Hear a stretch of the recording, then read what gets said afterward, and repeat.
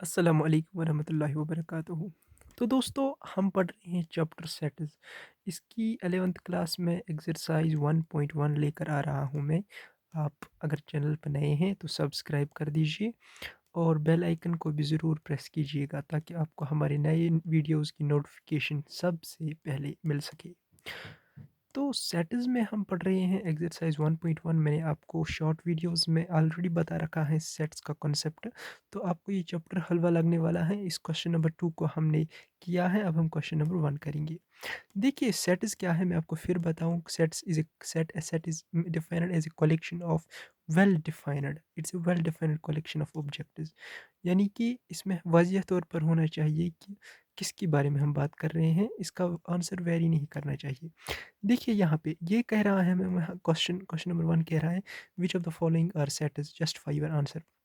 हमें बताना है कि इनमें सेट्स कौन है और कौन नहीं है और हमारा आंसर जस्टिफाई करना है कि ये क्यों है और ये क्यों नहीं है। पार्ट नंबर 1 है the collection of all months of a year beginning with letter जे।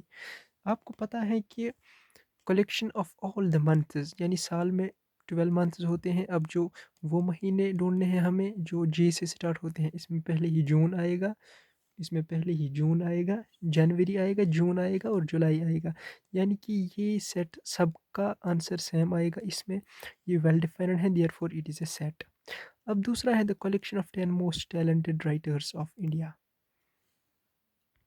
देखिए, अगर मैं आपसे कहूँगा कि आप किसी राइटर का नाम बोलिए जो मल्टी टैलेंटेड हो, तो आप आपके हिसाब से प्रेमचंद होगा, कोई होगा, मेरे हिसाब से रस्किन बॉन्ड होगा, कोई और होगा।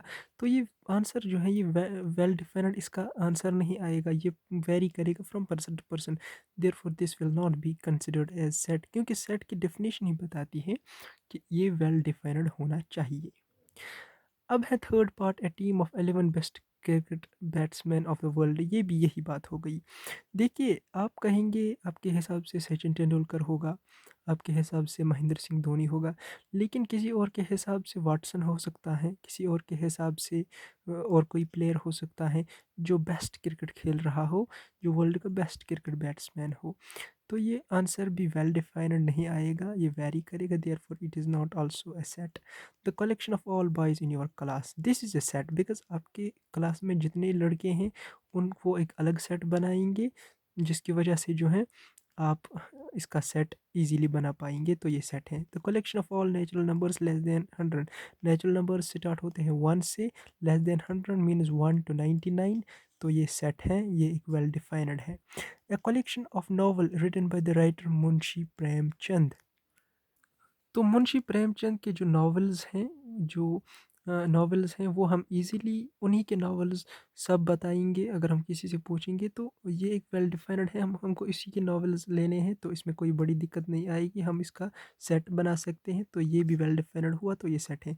The collection of all even integers, देख लीजिए ये जो कलेक्शन है of all even integers, even integers का जीरो से स्टार्ट हो, इंटीजर्स जो है all positive negative numbers including zero. इसमें खाली हमने ऑल इवन इंटीजर्स यानी 2 4 6 8 ये इन्फिनिटी तक जाएगा, लेकिन हमें पता है कि इसमें क्या क्या है, ये एक वेल डिफरेंट है, देयरफॉर ये भी सेट बनेगा। Question, the collection of questions in this chapter, इस चैप्टर में कितने क्वेश्चंस हैं, ये एक वेल डिफरेंट है, हम इजीली इसको ढूंढ सकते हैं, बता सकते हैं, आंसर भी वेरी नहीं करेगा, ये वेल डिफरेंट है, कलेक्शन है। तो ये सेट हुआ। A collection of most dangerous animals of the world, देख लीजिए अगर मैं आपको कहूँ कि आपके हिसाब से कौन डेंजरस है, आप छिपकली से भी डर सकते हैं, कोई तो शेर से भी नहीं डरता होगा। तो ये भी जो है ये वेल डिफाइंड नहीं है, इसका आंसर भी वेरी करेगा। कोई डेफिनेशन नहीं है इस सेंटेंस की, तो ये सेट्स में फॉल नहीं करेगा। ये लास्ट वन है, तो ये सेट्स में फॉल नहीं करेगा। आई होप आपको ये वीडियो समझ आया होगा। आप इसका जो है डिस्क्रिप्शन लिख सकते हैं कि जो वेल डिफाइंड है वो सेट हुआ, जो वेल डिफाइंड नहीं है वो सेट नहीं होगा। इसी की जस्टिफिकेशन लिखनी है इसको, तो ये क्वेश्चन आप इजीली कर सकते हैं। Thank you.